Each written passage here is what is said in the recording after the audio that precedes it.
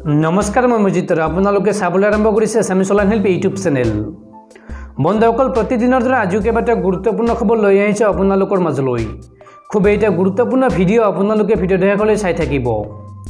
আৰু বন্ধুসকল যদি এতিয়ালৈকে এই ভিডিঅ'ত লাইক কৰা নাই তেন্তে প্লিজ এটা লাইক কৰি দিয়ক। আৰু এনেকুৱা ধৰণৰ নতুন নতুন ভিডিঅ' পাবলৈ চেনেলটো ছাবস্ক্ৰাইব কৰি কাষত থকা বেল আইকনটো প্ৰেছ কৰি ৰাখক, যাতে যেতিয়াই মই যিবোৰ ভিডিঅ' আপলোড কৰোঁ তাৰ নটিফিকেশ্যন সকলোতকৈ আগত আপোনাৰ মোবাইলত যায়। বন্ধুসকল প্ৰথম খবৰটি হৈছে কোন হ'ব অসমৰ পৰৱৰ্তী মুখ্যমন্ত্ৰী। প্ৰথমবাৰলৈ মুখ খুলিলে সৰ্বানন্দ সোণোৱালে। কোন হ'ব অসমৰ পৰৱৰ্তী মুখ্যমন্ত্ৰী, এই লৈ এতিয়া সৰ্বত্ৰ চৰ্চা। একাংশই মন্ত্ৰী হিমন্ত বিশ্ব শৰ্মা পৰৱৰ্তী মুখ্যমন্ত্ৰী হ'ব বুলি মন্তব্য কৰাৰ বিপৰীতে আন একাংশই আকৌ সৰ্বানন্দ সোণোৱালে মুখ্যমন্ত্ৰী হ'ব বুলি উল্লেখ কৰিছে। এইবাৰ এই প্ৰসংগত মুখ খুলিছে বৰ্তমানৰ মুখ্যমন্ত্ৰী সৰ্বানন্দ সোণোৱালে। শুকুৰবাৰে সৰ্বানন্দ সোণোৱালে কয় যে দিল্লীৰ সংসদীয় বোৰ্ডে সকলো সিদ্ধান্ত গ্ৰহণ কৰিব। বৰ্তমান আলোচনা চলি আছে, তাতে সিদ্ধান্ত হ'ব। 2 এদিনতে অসমৰ ৰাইজে জানিব পাৰিব। ইফালে বৰ্তমান সময়ত স্বাস্থ্য খণ্ডৰ ওপৰতে সৰ্বাধিক গুৰুত্ব দি থকা বুলি জানিবলৈ দিয়ে মুখ্যমন্ত্ৰীগৰাকীয়ে। আনহাতে মন্ত্ৰী হিমন্ত বিশ্ব শৰ্মাই প্ৰতিটো দিশ সঠিকভাৱে পৰ্যবেক্ষণ কৰি থকা বুলিও উল্লেখ কৰে সৰ্বানন্দ সোণোৱালে। লগতে ৰাজ্যক কোভিডৰ সকলো নীতি নিৰ্দেশ মানি চলিবলৈও আহ্বান জনায় মুখ্যমন্ত্ৰীগৰাকীয়ে। বন্ধুসকল তাৰপিছৰ খবৰটি হৈছে অসমত পুনৰ দ্ৰুতগতিত বৃদ্ধি পাই আছে কৰ'না ভাইৰাছত আক্ৰান্ত হোৱা আৰু মৃত্যু হোৱা লোকৰ সংখ্যা। অসমত বিগত 24 ঘণ্টাত নতুনকৈ 5,000ৰো অধিক লোক আক্ৰান্ত হৈছে মহামাৰী কোভিড-19ত। ৰাজ্যত কোভিড আক্ৰান্তৰ সংখ্যা প্ৰতিদিনেই বৃদ্ধি হ'বলৈ লৈছে। শুকুৰবাৰৰ দিনটোত ৰাজ্যত কৰ'নাত আক্ৰান্ত হয় 5,626 জন লোক আৰু 47 জন কোভিড আক্ৰান্তৰ মৃত্যু হয়।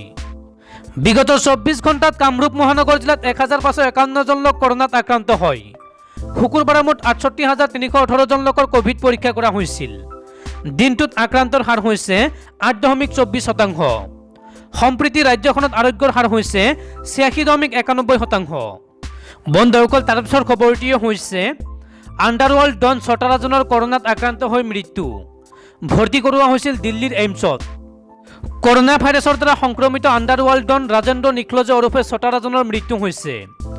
জানিব পৰা মতে কৰ'না ভাইৰাছত আক্ৰান্ত হোৱাৰ পিছত ছটাৰাজনক দিল্লীৰ All India Institute of Medical ছায়েন্সত ভৰ্তি কৰোৱা হৈছিল। 61 বছৰীয়া ৰাজনক 2015 চনত ইণ্ডোনেছিয়াৰ বালিৰ পৰা প্ৰত্যাৰ্পণৰ পিছত গ্ৰেপ্তাৰ কৰি তিহাৰ কাৰাগাৰত ৰখা হৈছিল। তিহাৰ কাৰাগাৰৰ প্ৰশাসনে যোৱা সোমবাৰে দিল্লীৰ এখন সত্ৰ আদালতক ছটাৰাজন কোভিড সংক্ৰমিত হৈছে বুলি উল্লেখ কৰিছিল।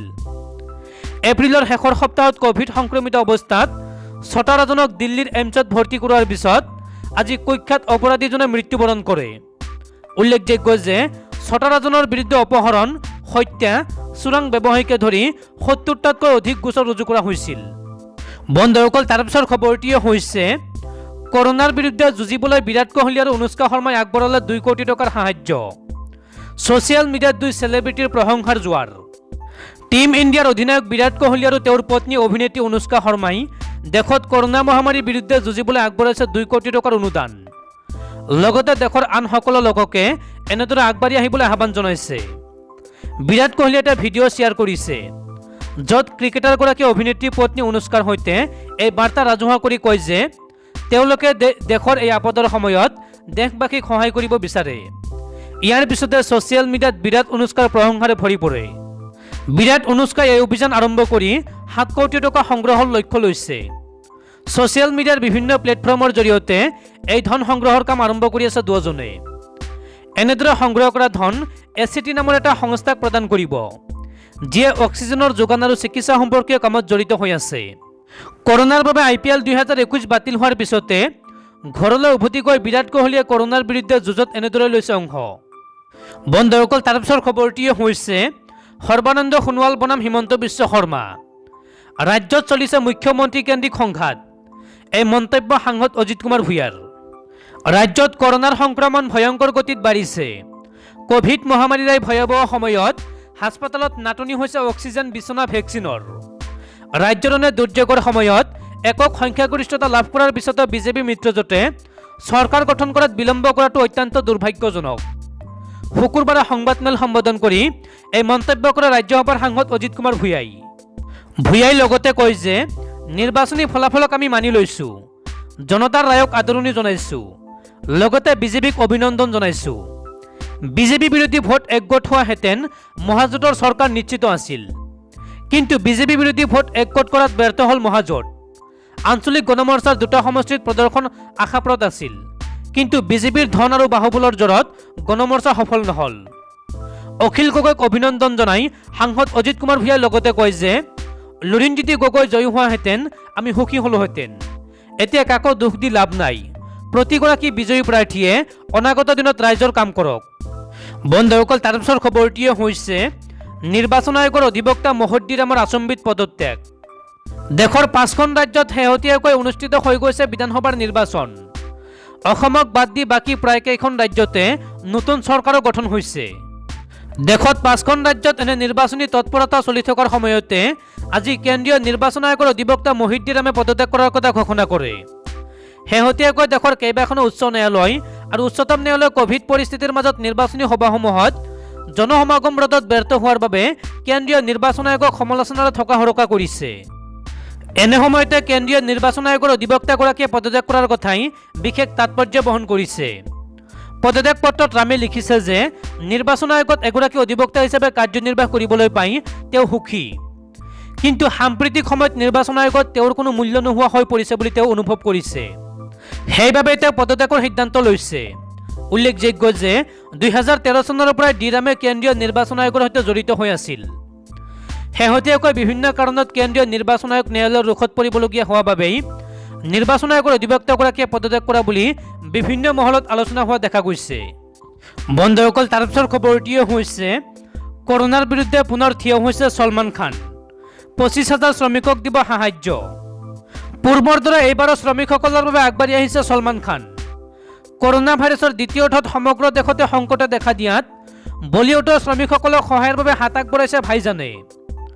সংকটৰ সময়ত এইবাৰো বিপদত পৰিছে শ্ৰমিকসকল, যাৰ বাবে এইবাৰো 25,000 বলিউডৰ শ্ৰমিকক সহায়ৰ বাবে আগুৱাই আহিছে ছলমান খান। জানিব পৰা মতে বলিউডৰ বিভিন্ন ক্ষেত্ৰৰ যেনে টেকনিচিয়ান, মেকআপমেন, ষ্টাণ্টমেন, স্পট বয় আদি কাম কৰা 25,000 শ্ৰমিকক ঘাইপতি 1,500 টকাকৈ দিব ছলমান খানে। ইয়াৰ বাহিৰে যশৰাজ ফিল্মেও 35,000 জ্যেষ্ঠ তথা বয়োজ্যেষ্ঠ শ্ৰমিকৰ বাবে সহায় আগবঢ়োৱাৰ বাবে আগবাঢ়ি আহিছে। 35,000 শ্ৰমিকৰ পৰিয়ালক 5,000 টকাকৈ আৰু প্ৰতিমাহে খৰখৰজৰ সামগ্ৰী যোগান ধৰিব বুলি জানিব পৰা গৈছে।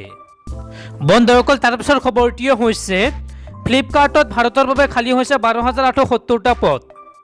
ফ্লিপকাৰ্টে অভিযন্তা, মেনেজাৰ, ডেভেলপাৰ, পৰামৰ্শদাতা, এনালিষ্ট, দল নেতা, সহযোগী কাৰ্যবাহী সহায়ক, মুখ্য HR অংশীদাৰ, ব্যৱসায় বিত্ত সহায়ক, ডাটা বিজ্ঞানী আৰু অন্যান্য পদৰ বাবে আবেদন আমন্ত্ৰণ কৰি জাননী জাৰি কৰিছে। ফ্লিপকাৰ্টে মুঠ 12,870টা পদৰ বাবে আবেদন আমন্ত্ৰণ কৰিছে। ই কমাৰ্চ উদ্যোগটোৰ অন্যতম আগশাৰীৰ কোম্পানী ফ্লিপকাৰ্টে 1 মে 2021 তাৰিখে এক জাননী জাৰি কৰিছিল। এই নিযুক্তি প্ৰক্ৰিয়া কেৱল ভাৰতৰ বাবে। ইয়াৰ জৰিয়তে কোম্পানীটোৱে দেশৰ বিভিন্ন প্ৰান্তত নিযুক্তি দিবলৈ গৈ আছে। এই চাকৰিত আবেদন কৰিবলৈ হ'লে শিক্ষাগত অৰ্হতা কিমান লাগিব চাওঁ আহক।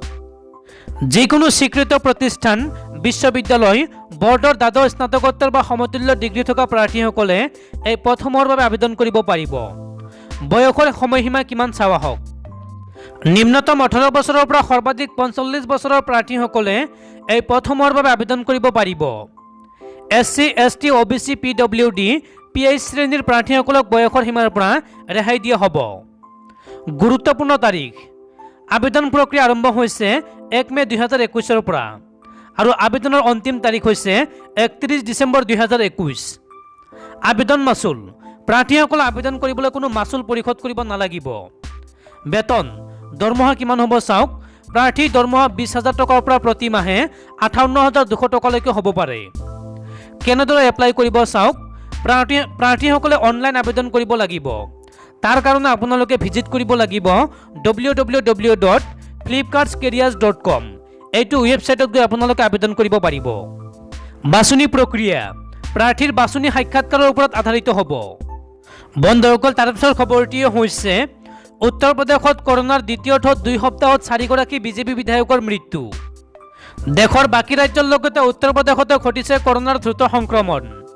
আজি ৰাজ্যখনৰ বিজেপিৰ বিধায়ক দল বাহাদুৰ কৰিৰ কোভিডত মৃত্যু হয়।